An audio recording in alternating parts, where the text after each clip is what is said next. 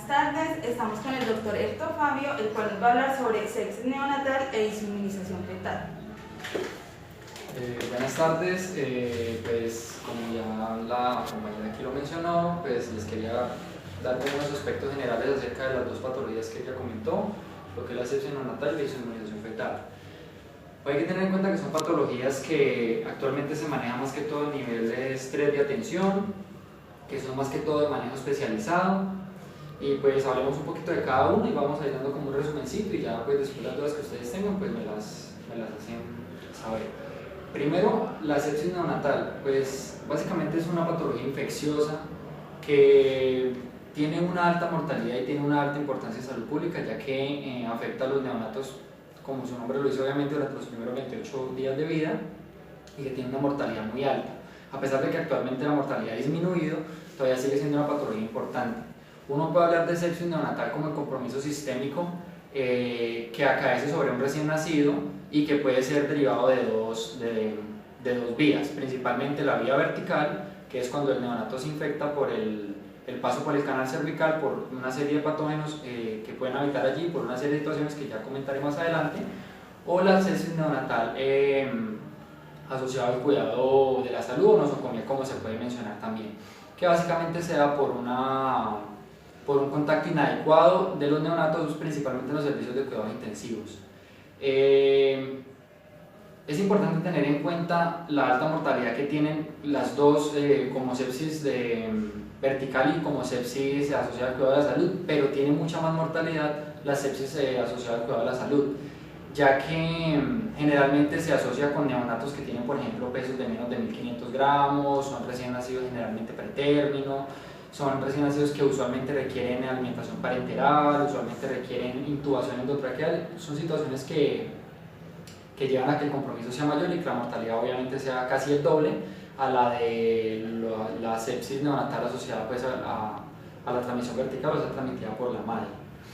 Entre los patógenos más importantes que encuentra uno cuando habla de sepsis neonatal, principalmente están el estreptococo del grupo B y la Escherichia coli. Y uno, más que hablar de tratamiento, habla más de prevención, principalmente cuando hablamos de sepsis neonatal transmitida verticalmente. Y allí entra a jugar un papel muy importante el control prenatal, ya que el principal factor de riesgo que se puede encontrar en los pacientes con sepsis neonatal asociado a la transmisión vertical es la presencia de cultivo positivo para estreptococo del grupo B, perianal y vaginal en las maternas a partir de la semana 35. Allí entra a jugar un papel súper importante en que todas las maternas deben de tener ese cultivo y debe haber obviamente un resultado, porque lo que estamos viendo actualmente en los servicios de salud es que se hace el cultivo o ni siquiera lo autorizan las EPS y las pacientes nunca lo tienen. De allí que la paciente llega al trabajo de parto sin saber qué tiene en su cultivo. Es importante tener en cuenta, como les comentaba, el control prenatal y la realización de cultivos perianales para estreptococo del grupo B, ya que la determinación de positividad o negatividad de este determina en mucha medida el manejo que se le debe dar a la materna y al recién nacido al momento del parto y el riesgo que tiene este de infección. En cuanto a los manejos, pues se puede decir que son una serie de manejos más especializados, más de UCI, más de mirar qué tipo de flora hay en el centro donde está el paciente internado, qué tipo de flora salen los hemocultivos y pues en general eso en cuanto al manejo. Hablando un poquito más de la sepsis neonatal asociada al cuidado de la salud, tiene una especial importancia, ya que depende en gran medida de todo el cuidado médico, de todo el personal en general, ya que se transmite principalmente por termómetros contaminados, por no lavarse bien las manos, por utilizar fonendoscopios sucios, por hacer malas técnicas de manipulación de los recién nacidos y especialmente, como les comentaba, los recién nacidos pretérminos y los recién nacidos de menos de 1500 gramos, que son los que están más expuestos a sufrir las infecciones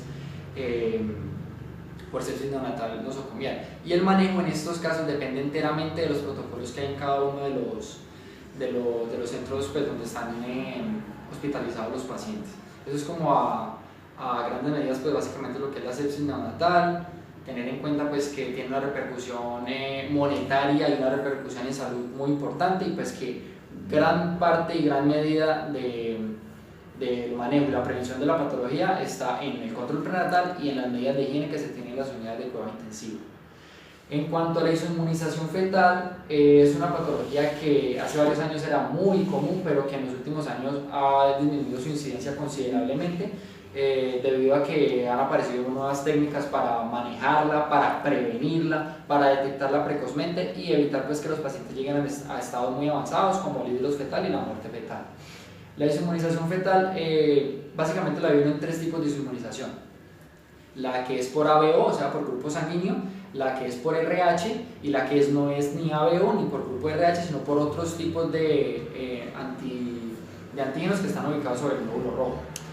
La isoinmunización más común que se presenta es la ABO, pero no es la más grave. Generalmente produce cuadros de leve a moderado y generalmente no tiene ninguna repercusión clínica importante en los recién nacidos, más que de pronto una anemia leve o una ictericia que puede ser pasajera y que se puede manejar con fototerapia. Teniendo en cuenta obviamente que la fisiopatología se deriva del hecho de que tenemos un hijo o un feto con grupo A o B y una madre con un grupo O que tiene anticuerpos contra los antígenos que están en la membrana de los glóbulos rojos y que hay cierto paso de sangre de la circulación fetal a la circulación materna y que esto produce la inmunización por grupo ABO, que pues como ya les dije no suele tener una repercusión clínica tan importante. La isoinmunización asociada a RH, generalmente asociada al RH tipo D, que es la más común de todas, es la que más produce compromiso clínico en los pacientes y que es la que más se puede decir que se ha estudiado y la que más se ha manejado y la que más lleva a muertes principalmente asociadas a su inmunización. Hablando un poquito de la fisiopatología de la inmunización fetal asociada al grupo RH, hay que tener en cuenta que se produce básicamente en madres con RH negativo y en fetos que presumiblemente tengan un grupo de RH positivo, ya que obviamente pues, la madre tiene antígenos contra esas trazas de sangre que pueden pasar a través de la circulación fetal a la materna y hay una reacción. Hay que entender obviamente que generalmente durante la primera gestación no se producen cambios importantes y notables frente al feto debido a que se producen anticuerpos de tipo IgM y los anticuerpos IgM son demasiado pesados para pasar la barrera placentaria y no pueden obviamente desencadenar una reacción de antígeno-anticuerpo sobre el feto. De allí que las inmunizaciones se desarrollan generalmente después de la segunda gestación y es donde viene toda esta cadena fisiopatológica de hemólisis que se presenta en el feto, con disminución de obviamente la hemoglobina, una anemia subsecuente, hematopoiesis extramedular, aumento del hígado, disminución de la producción de proteínas como la albúmina, lo que lleva a su vez a producir en los fetos edema generalizado, edema de placenta, polidramnios, lo que finalmente los lleva a la muerte. Entonces, esa fisiopatología se produce más que todo, o sea, produce generalmente después del segundo embarazo, a partir del segundo embarazo, ya que en el primero pues, se producen IgMs que no pasan la barrera y en el segundo se producen IgGs, que son partículas más pequeñas y sí pueden pasar la barrera y producen pues toda esta cadena. Se podría decir que de las cosas más importantes cuando uno habla de la inmunización fetal asociada a RH es la prevención, ya que tenemos una paciente que se quiere embarazar y es RH negativa, entonces va a empezar un control prenatal que es totalmente diferente al del resto de los pacientes. Desde el primer contacto que se tiene con la paciente se habla que a partir de las 16 o 18 semanas se le debería hacer a la paciente un CUMS indirecto, obviamente para determinar si la paciente está inmunizada, porque tenemos que tener en cuenta que no solo se inmuniza con embarazo, las pacientes se pueden inmunizar con abortos, ectópicos, embarazos molares, todo este tipo de situaciones pueden inmunizar a la paciente porque va a haber obviamente paso de sangre hacia la circulación materna. Entonces el primer control es supremamente importante, ya que nos permite determinar si la materna está inmunizada o no, porque si la materna está inmunizada, prevenir una inmunización fetal pues no tiene sentido. Se habla de que uno debería hacer controles con CUMS indirecto cada 2 a 4 semanas dependiendo de la paciente, y si la paciente llega a las 28 semanas de gestación con un CUMS indirecto negativo, se debe hacer la inmunización con el Resuman, que pues es la inmunoglobulina anti-D. ¿Cuál es básicamente lo que hace la inmunoglobulina? Ella se inyecta obviamente a la materna y ella destruye la sangre fetal que haya en el cuerpo de la madre, evitando que obviamente la madre reconozca esa sangre y cree los anticuerpos que puedan desencadenar una inmunización y pues todo el proceso fisiopatológico que ya les expliqué. Esto previene obviamente el desarrollo de su inmunización y puede llevar a un embarazo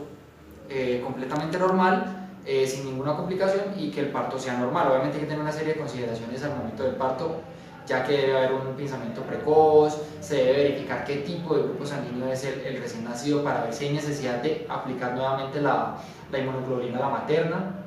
porque si es un recién nacido que sea RH negativo también, pues no hay razón para administrar el resumano en el posparto, obviamente. Pero si es positivo, pues ya habría que mirar si la madre ya se inmunizó, cómo determinamos eso, pues con un CUMS indirecto, y si no, pues administrar el resumano. ¿Esto para qué? Para evitar que en próximos embarazos se desencadene la respuesta y pues obviamente vayan a haber repercusiones sobre el feto. Cuando hay positividad en la desinmunización, o sea, ya no hubo nada que hacer, se perdió pues como tal, no se pudo hacer nada para aplicarle el resumano a la paciente, entonces ya aquí se empiezan a ver una serie de estudios que se deben de hacer tanto a la madre como al feto para mirar cuál es el grado de afectación. Entre estos estudios está la realización de ecografía, muchas veces la realización de amniocentesis, cordocentesis y realización de velocidades picosistólicas que se realizan mediante ecografías y mediante Doppler, y esto de una u otra manera dependiendo de diferentes parámetros como la hemoglobina y la cantidad de bilirrubina, por ejemplo en el líquido amniótico, pueden determinar la necesidad de una transfusión intrauterina que muchas veces ayuda a que el cuadro no sea tan severo. Y que pues se pueda llevar un embarazo a término dentro de los parámetros más aceptables y que el recién nacido no tenga una estancia tan prolongada en la unidad neonatal, porque muchas veces estos pacientes van a requerir fototerapia, obviamente porque hay hemólisis y va a haber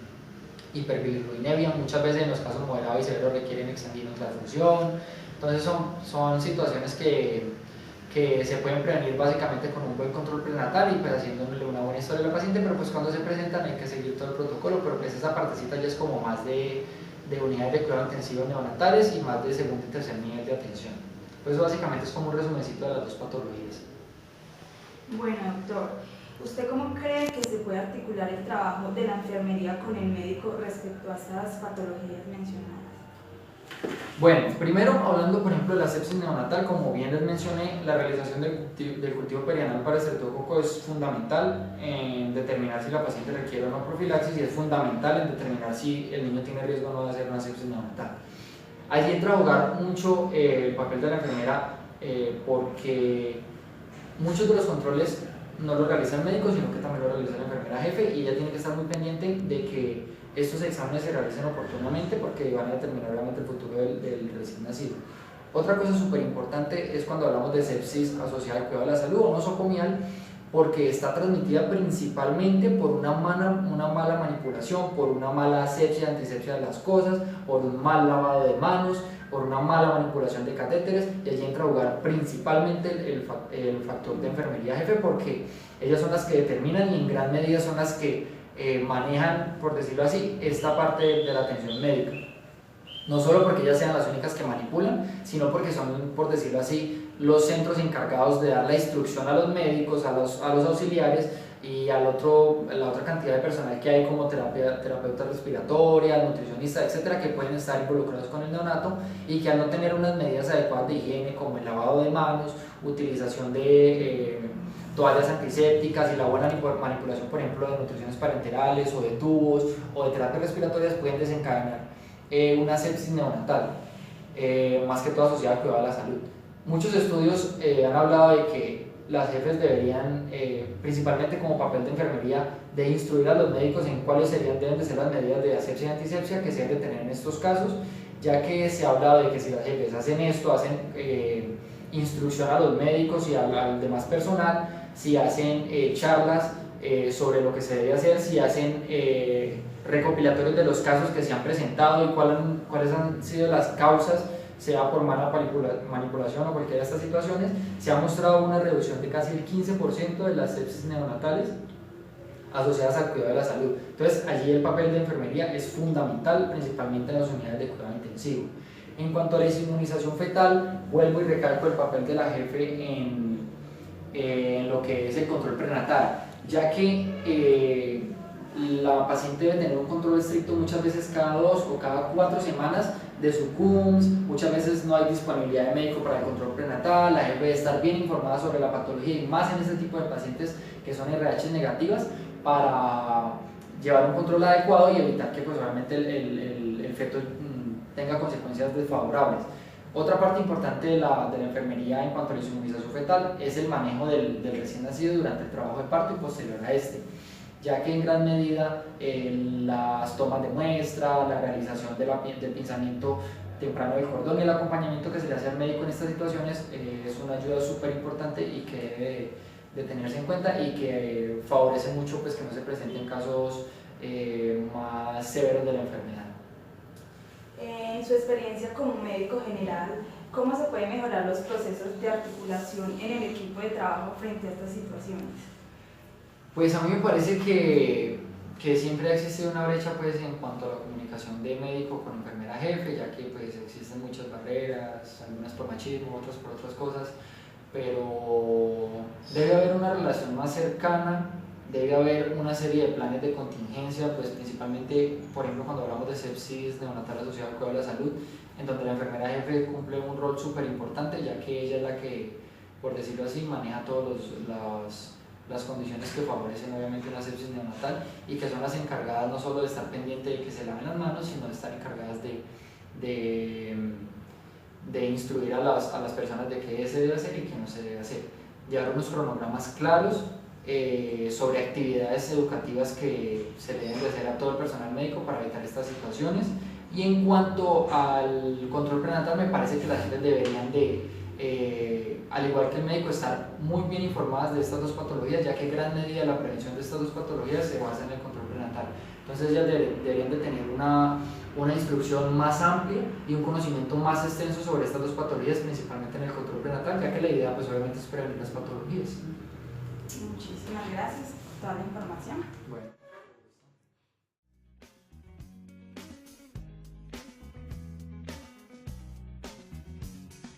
Come to decide that the things that